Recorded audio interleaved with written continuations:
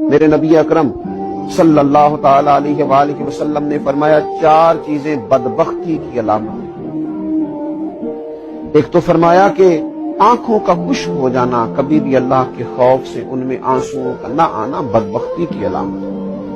दूसरा, रसूलुल्लाह सल्लल्लाहु ताला अलैहि वसल्लम ने फरमाया दिल का सख्त हो जाना ये बदबख्ती की अलामत, कि तेरे दिल में किसी के लिए दर्द ना हो, तेरा दिल किसी के लिए नरम ना हो, तेरी तबीयत में कभी किसी बंदे के लिए हमदर्दी पैदा ना हो, ये बदबख्ती की अलामत। और तीसरे नंबर पर नबी पाक सल्लल्लाहु ताला अलैहि वसल्लम ने फरमाया दुनिया की हिरस में लग जाना, लालच पैदा कर लेना, हवस पैदा कर लेना, मैं कैसे कुछ ज्यादा से ज्यादा माल इकट्ठा कर सकता हूं, ये बदबख्ती की अलामत। ये देखिए ये किस तरह के रूहानी अमराज हैं जो बंदों को जकड़ लेते हैं और उनकी रूहानी जिंदगी को बर्बाद करते हैं।